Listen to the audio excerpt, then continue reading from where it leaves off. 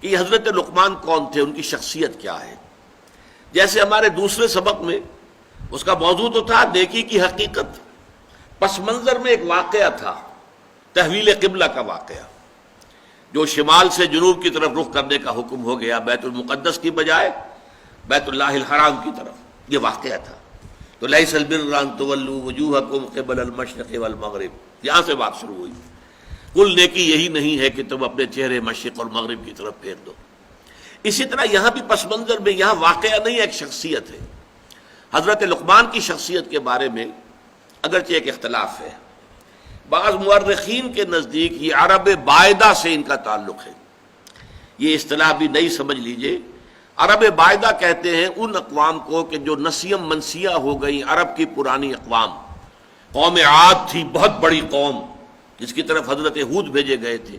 وہ ختم ہو گئی عذاب الہی سے، اس کا وجود نہ رہا۔ قوم سمود تھی بہت بڑی قوم جس کی طرف حضرت صالح بھیجے گئے، وہ ختم ہو گئی، نام و نشان مٹ گیا۔ یہ کہلاتے ہیں عرب بائدہ، پرانے جو ختم ہو گئے۔ پھر یہ عرب عاربہ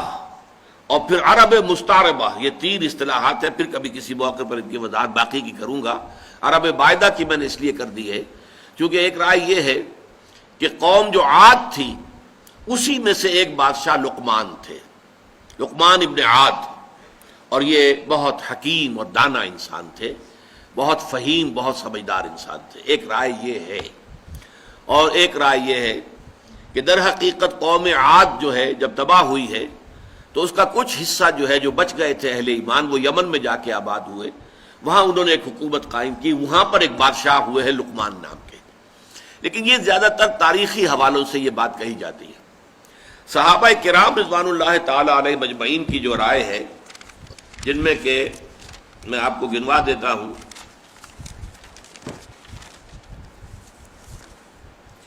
ابو ہریرہ رضی اللہ عنہ، ابن عباس رضی اللہ تعالی عنہما، جابر بن عبداللہ انصاری رضی اللہ تعالی عنہ، پھر یہ کہ تابعین میں سے سعید ابن مسیب، مجاہد، اکرمہ رحمۃ اللہ علیہم، ان سب کی رائے یہ ہے کہ یہ اصل میں سوڈان کے رہنے والے سیاہ فام انسان تھے، اور سوڈان کا جو شمالی کنارہ ہے نوبیا کہلاتا ہے، وہ تقریباً مصر اور سوڈان کے درمیان پڑتا ہے، وہاں کے رہنے والے تھے، پیشے کے اعتبار سے کارپینٹر تھے، اور یہ آ کر عرب میں آباد ہو گئے تھے۔ اب یہ گویا کہ اس اعتبار سے یہ کوئی خاندانی اعتبار سے بھی کوئی وجاہت نہیں تھی، پیشے کے اعتبار سے بھی کوئی وجاہت نہیں تھی، کوئی دولت و ثروت بھی نہیں تھی، دنیاوی اعتبارات سے کوئی اس طرح کی معروف شخصیت نہیں، لیکن اللہ نے حکمت عطا کی تھی۔ وَمَن یُؤْتَ الْحِکْمَةَ فَقَدْ أُوتِیَ خَیْرًا کَثِیرًا، سورہ بقرہ میں فرمایا جسے حکمت عطا کر دی جائے اسے تو گویا کہ خیر کثیر عطا کر دیا گیا۔ تو ان کی حکمت اور دانائی جو ہے اس کی بنا پر ان کے اقوال کوٹ کیے جاتے تھے عرب میں، جو خطبہ تھے۔ جیسے میں تقریر کرتا ہوں تو علامہ اقبال کے اشعار جو ہے کوٹ کرتا ہوں، اس لیے کہ میں محسوس کرتا ہوں کہ جو بات میں کہنی چاہ رہا ہوں وہ شاید میں اپنے الفاظ میں اتنی خوبصورت طور پر نہ کہہ سکوں جیسا کہ اقبال نے اس اپنے شعر میں کہا ہے، تو بات کو واضح کرنا مقصود ہے نا، تو اس لیے آپ حوالہ دیتے ہیں۔ پھر اس اعتبار سے بھی کہ انہیں مانا جاتا ہے مسلم ہے، حکیم الامت ہے، بہت بڑے فلسفی ہیں، بڑے دانا انسان ہیں۔ تو یہی کوٹ کرنے کا انداز تھا عرب میں کہ شعراء اور خطبہ یہ کوٹ کیا کرتے تھے۔ چنانچہ امرؤ القیس جس کو کہا جاتا ہے کہ عرب شعراء کا سردار، بادشاہ، اسی طرح حضرت لبید جو سبع معلقہ کے شعراء میں سے آخری تھے اور ایمان لے آئے تھے، عاشا اور طرفہ وغیرہ ہم، یہ جو اشعار جو شعراء ہیں ایام جاہلیت کے، یہ اپنے اشعار میں بھی لقمان کے اقوال کا، دیکھو لقمان نے یہ کہا تھا، دیکھو لقمان نے یہ کہا تھا، اس اعتبار سے ان کا چونکہ حوالہ دیا جاتا تھا۔ اور بلکہ تاریخ میں یہ آتا ہے کہ حضور صلی اللہ علیہ وسلم سے ایک شخص نے آ کر معاملہ کیا تھا، سوید ابن صامت نے۔ اس نے یہ کہا تھا 3 سال قبل ہجرت سے مکے میں آیا اور کہا کہ اے محمد، میں نے سنا ہے تم بہت عمدہ کلام پیش کرتے ہو، تو میرے پاس بھی ایک کلام ہے جو بہت عمدہ ہے، میں اپنا کلام پیش کرتا ہوں، تم کیا کلام پیش کرتے ہو، تم لاؤ۔ تو اس نے خود جو ہے حضرت لقمان کے نصائح کو پڑھ کر سنایا، ان کی کوئی چیزیں جو ہے، یہ صحیفہ لقمان کے نام سے وہاں پر موجود بھی تھا، عرب کے اندر موجود تھا، اب بھی اس نام سے کچھ کتابیں مغرب میں بھی بکتی ہیں، لیکن ان کی اوتھینٹسٹی جو ہے وہ ظاہر بات ہے کہ یقینی نہیں ہے۔ پھر حضور نے قرآن مجید پڑھ کر سنایا تو شخص نے تسلیم کیا واقعتاً جو کلام آپ پیش کر رہے ہیں وہ بہت بلند تر ہے، بہت اعلیٰ ہے، بہت عرفہ ہے، اگرچہ یہ کہ اس کا ایمان لانا ثابت نہیں ہے، ایمان نہیں لایا، واپس چلا گیا اور پھر جنگ بعاث میں مارا گیا۔ بہرحال قرآن مجید میں اسی انداز سے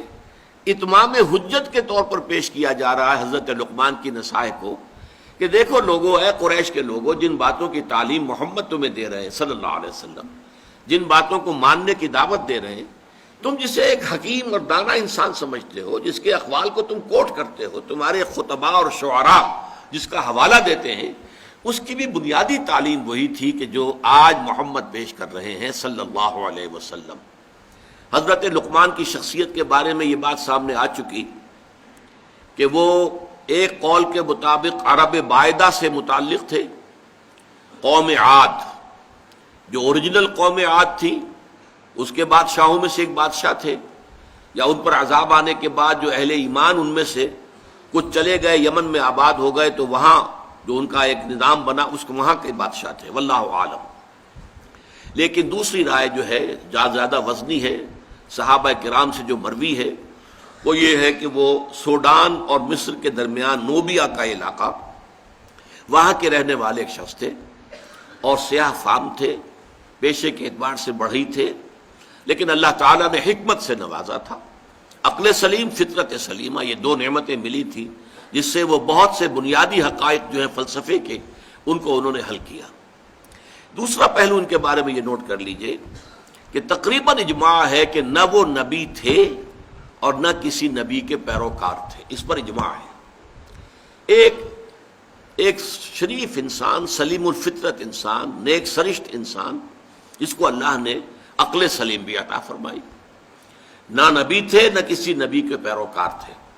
صرف حضرت اکرمہ کا ایک قول جو ہے یہ شاذ قول ہے جو ملتا ہے کہ شاید وہ نبی تھے، لیکن اجماع امت جو ہے اس پر ہے کہ وہ نبی نہیں تھے، نہ نبی تھے نہ کسی نبی کے پیروکار تھے۔ اور میرے نزدیک اس رکوع کے مضامین کے اندر داخلی طور پر بڑی ناقابل تردید شہادت موجود ہے کہ نہ وہ نبی تھے نہ نبی کے امتی تھے۔ اگر نبی ہوتے تو وہ بہت سی ایسی باتوں کا تذکرہ بھی اپنے بیٹے سے کرتے کہ جو صرف وحی کے ذریعے سے معلوم ہوتی ہے۔ وہاں پھر جنت اور دوزخ کا ذکر بھی آتا، کہیں فرشتوں کا ذکر بھی آتا، کسی کتاب کا ذکر بھی آتا جو نبی کو دی گئی ہو، کسی صحیفے کا ذکر بھی آتا۔ ان تمام چیزوں سے یہ پورا رکوع خالی ہے۔ اور اسی طریقے سے اگر کسی نبی کے پیروکار ہوتے تو وہ اپنے بیٹے کو یہ نصیحت بھی کرتے، اللہ کی بندگی کرو اور اللہ تعالیٰ کے ساتھ شرک نہ کرو اور نبی کی پیروی کرو۔ اتباع رسول اور اتباع نبی کی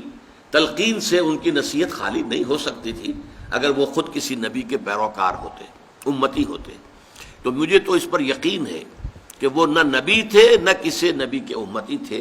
بلکہ ایک سلیم الفطرت اور سلیم العقل انسان تھے۔